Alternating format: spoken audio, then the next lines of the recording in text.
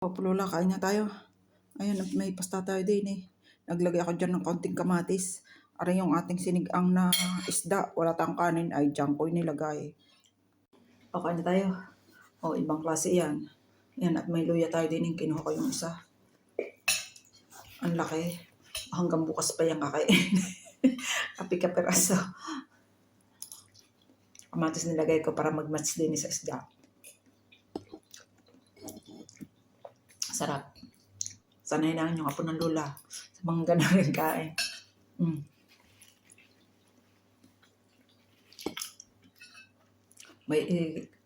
Baka yung dalawang kain ko pa. Baka mamayang hapon o bukas. Pero hanggang bukas yun. Nakatoko na.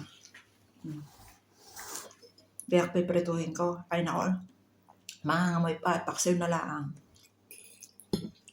Ewan kung kakain ng aking alaga. Pag kumain, nailipos namin yung mamayang hapon.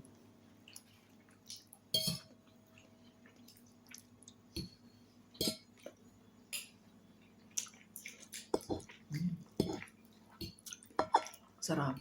Oray sa kanin. Ay, naku po.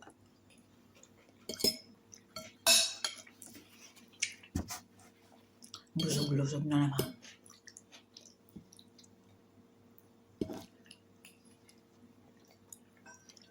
Kaya ganyan sigaan niya. Kain tayo. Sa bawang lang, aray ginisa. Kaunti-kaunti kamatis. At nilagyan ko rin ng paminta. Kaunti lang.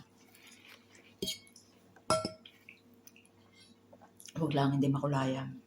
Para magkalasa. Iba talaga ang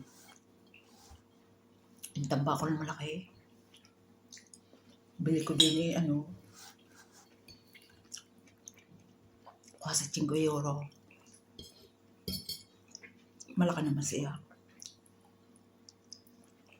Wala nang tinig. Sige na guys. Thank you for watching. Bye-bye. Mahaba na kwento.